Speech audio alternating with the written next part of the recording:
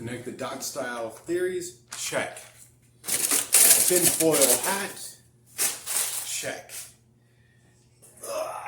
And an extreme paranoia that borders on insanity, check, check, check.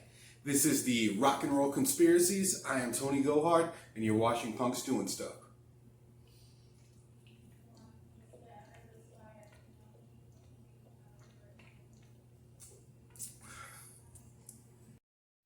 Now, whenever you're thinking about conspiracies, generally you think about stuff that's happening now, in the present day.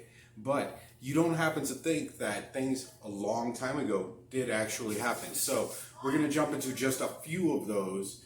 We're going to jump into Johnny Thunders, we're going to jump into Sex Pistols, we're going to jump into Jimi Hendrix, and we're going to jump into Nirvana. All of these are, what a lot of people think nowadays as conspiracy theories and stuff like that. One of those is 100% fact. Now, first one we're going to jump into is the death of Kurt Cobain, Nirvana.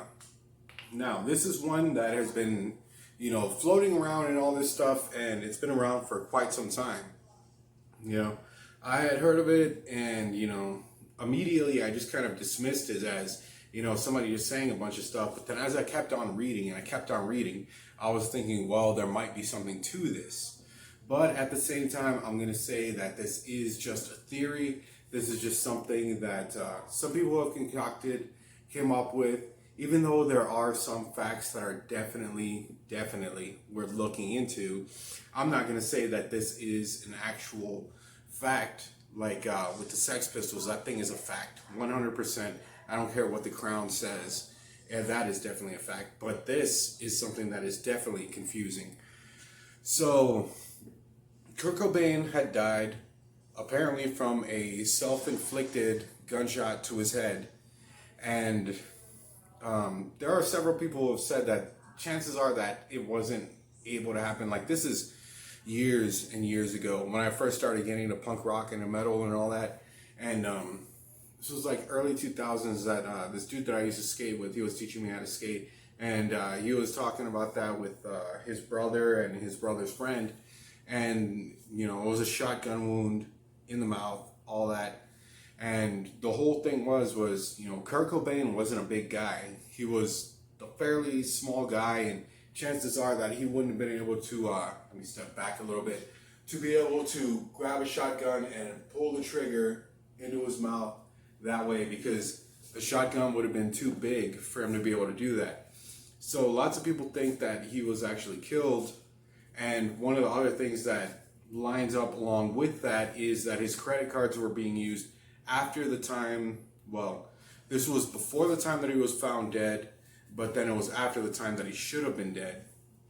They were finding a credit card use in some other place. So people are thinking that Courtney was the one that had him killed and they were using his cards. I can't back that 100%, but at the same time, it's like the numbers are there. Numbers don't lie. It's credit card fraud for sure, especially if you're using somebody's stuff and they're already dead. And the only person that could have had access to it would have been Courtney. Well, I'm assuming. There's chances are that there are other people that were on the payroll that could have been doing that. But at the same time, all the fucking lines lead into the same thing. So it does get pretty weird. It does get all of that. But, I'll probably put this one into a full-length video. But again, we are covering 4 other things. So I'm just going to cut this one right there. If you want to hear more about this story, drop it down into the comments and let me know. Alright, so the next bit that we're going to jump into is going to be, of course, one of the greatest guitarists of all time. One of the people who spearheaded music going into the, the direction that I was going into, which was, leading into punk rock, leading into metal, leading into abstract stuff like that, was Jimi Hendrix. And his death was, on the surface, it was clear cut and it made a lot of sense, if you didn't think beyond it. Because it was just somebody who had gotten extremely wasted, fell asleep on the couch, and drowned in their own puke. Does it sound all that far-fetched? Not really. But whenever you start to think about the other things that are happening along with that, then it starts to make a lot of crazy, sense that it was an intentional death, not necessarily murder, just instead of somebody preventing it, they actively decided not to prevent it. And one of the main things that lies is on the girlfriend. And I don't even remember where I heard this, but they were saying that, she had saw him passed out on the couch and all that, and she had the opportunity to be able to like tell him, hey, come get in the bed with me, or at the very least, push him a little bit onto his side. But nobody would have ever thought to do that back then, really. I mean, yeah, you would have thought to do that, but it wasn't as imprinted in everybody's brain, because whenever you see somebody fucked up and they fall asleep on a couch, floor, whatever, the main thing that you think of whenever you see somebody knocked out like that is get them on their side. They're going to pull a Hendrix.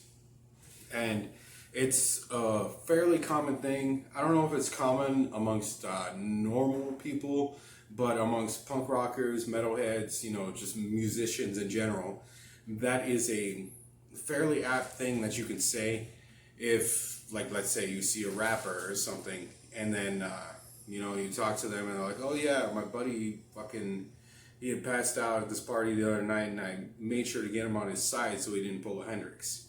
And rap and Hendrix music, they didn't intertwine, but then at the same time, this is one of those things. It's not just a cautionary tale, it's something that actually happened, and it does prevent a lot of problems.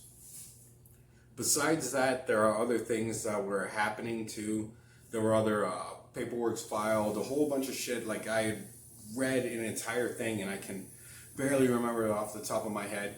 But one of the other things that does come to my mind was the girlfriend that was actually there in the place when he died, while he had died. And it was, it was some guy, and they were like fucking like squarely placing all of the blame on the girlfriend. Like, well, blah, blah, blah, you could have done this, you could have done that. But then, back then nobody really thought of that. I mean, it was just like, oh, it's a fucking rock star who's fucked up. They're gonna pass out. That's what's gonna happen. They'll wake up the next day. Either they're gonna be a dick or they're gonna be normal or whatever. Just give them some breakfast and they'll be fine.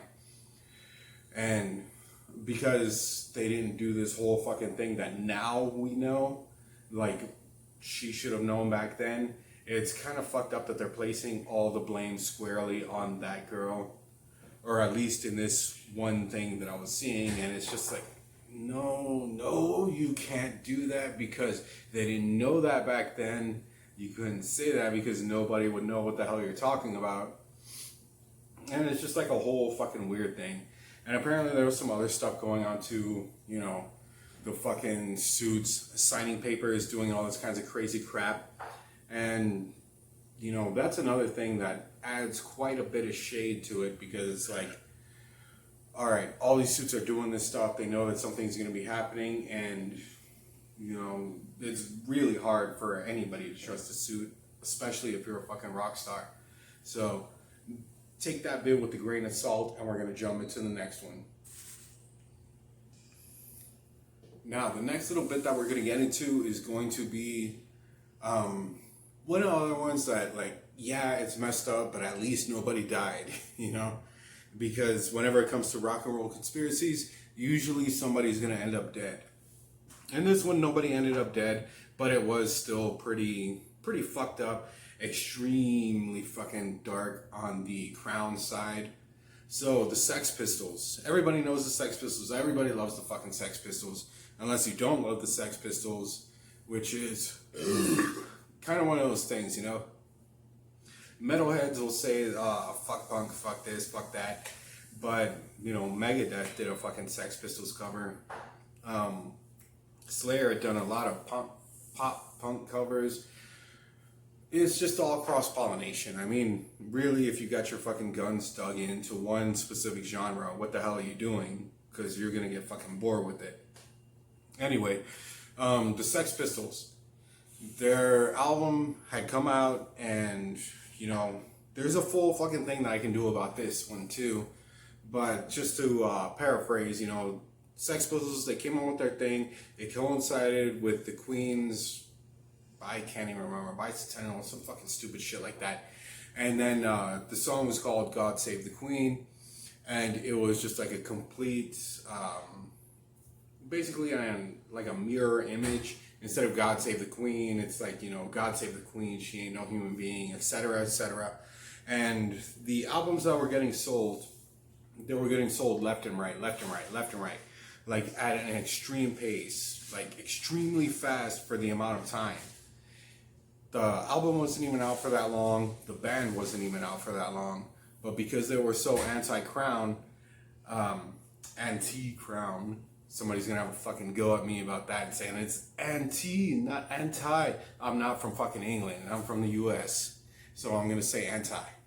And it's anti-crown, whatever the fuck you want to say. It was against that. And, you know, the whole thing was that they were counting up all the records for all the places that were selling the records. Not their records in specific, just like, you know, record vendors. And the ones that had the majority that were selling the records that were, I don't know, something to do with Malcolm McLaurin or whatever.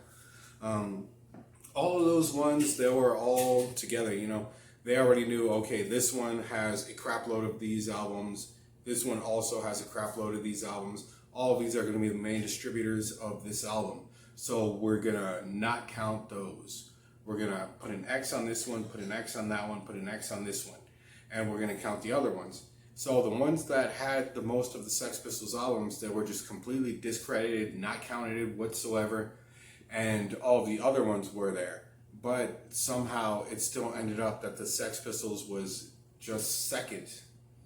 And they didn't count the ones that sold the most records. So really, the first place was supposed to go to the Sex Pistols on that, on the chart. I don't know what the UK fucking Top of the Pops, whatever. It was supposed to be up there on top, but instead they got second. And not only did they get second, their entire name was just completely blanked out. It was, you know, so-and-so, number 1. Number 2, absolute blank. Number 3, so-and-so song. And then it was just like a complete mystery, but everybody knew exactly what it was, who it was, and what they were doing. And the whole thing was just like a huge ass cover-up. And as far as I know, the Crown still hasn't even admitted it. That just shows you how, you know, dark and gritty the government can actually get, to where something so small, it's like, does that really hurt anybody? Does that really do anything to anybody's life? No, it doesn't do a single thing, but they'll still try and fucking like just completely blanket from existence, which, you know, is the whole point of this conspiracy channel, is to expose all of that crazy crap. So I'm going to take another sip, and then I'm going to figure out what the next one is. Try to think off the top of my head, but we'll get it figured out. Now, for the final entry on this list, well, I don't know if you can call it a list. I pulled up that whole thing saying I've got my notes, but really that's just a fucking mass of paper that was left next to the sink and just got completely wet. And all the pages are stuck together, so I don't even know what the hell that thing is. But the next one that we're jumping into, and again, all this is just running off the top of my head. This next one is Johnny Thunders.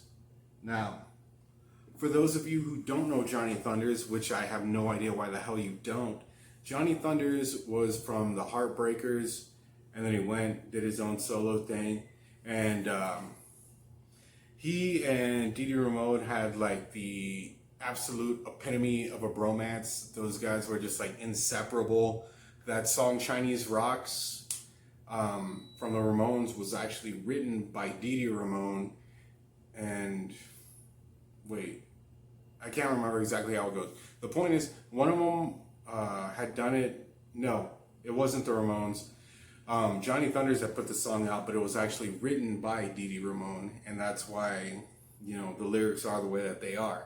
But the whole point is that Dee Dee Ramone died, and he was killed. He was murdered 100%. There are some notes about it in what the hell was that book called? Please Kill Me. I think it was Please Kill Me Now, something like that. The book from Malcolm McLaurin and the fucking other guy. And it was just basically about punk rock way back in that day. And it had some bits about Johnny Thunders and some of the other stuff. Another dude that I hung out with, he had told me that when they actually found Johnny Thunders, he was stuffed into a suitcase and thrown into, well, one of the rivers or the Gulf, wherever it is, somewhere right there around, like, Louisiana was where he died, in New Orleans. And one of those rivers, or it could have been the Gulf Coast, they had found his body. It had washed up in a suitcase. And the whole thing about that, nobody knows. Well, people know, obviously, but nobody will say anything. Nobody says anything about what happened there. And the whole thing is just like completely crazy. You already know that Thunders had owed a lot of money.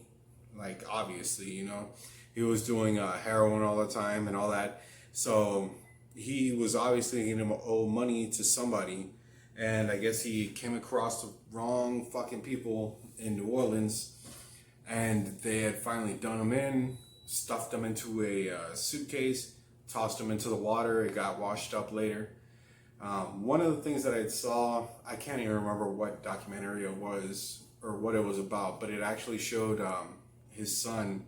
And his son was walking around, and, you know, he's all completely different than Johnny Thunders, and he was all fucking gangster, big ass shirt, fucking hat backwards, braids, I think. I can't even remember exactly, but he was all saying, like, you know, nobody knows, nobody says, and, you know, just basically cryptic stuff like that. Like, people actually know who it was, but nobody will say. Nobody's ever gonna let that secret come out. And it's one of those things where it's just like, damn. Even all these years later, you know, people, once they're into that, that's basically it.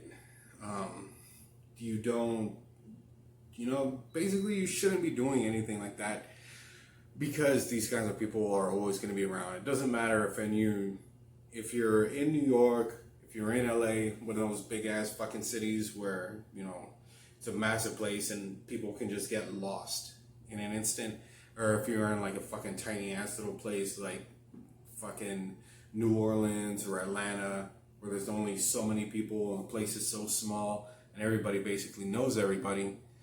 All you have to do is just make that one wrong step and then you're gone forever.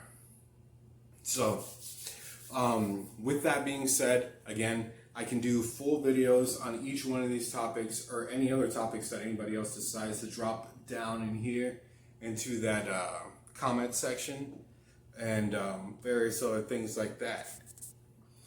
Now, as for this video's ending, make sure you hit that subscribe button, hit that like button. Again, drop some comments into the comment thing. Share the video, because you know people are going to want to watch this. It's a little bit darker, but again, it also has to revolve around punk rock and metal. And this one is actually going to link into the other channel that I have, which is the Punk Rock Conspirator. And that one's going to be all about conspiracies. So that's going to be all about Bigfoot, all about aliens, all about the history of humanity, crazy crap like that, which, you know, would probably happen up here because I guess I'm a little bit psycho. So I'm going to have a drink of this.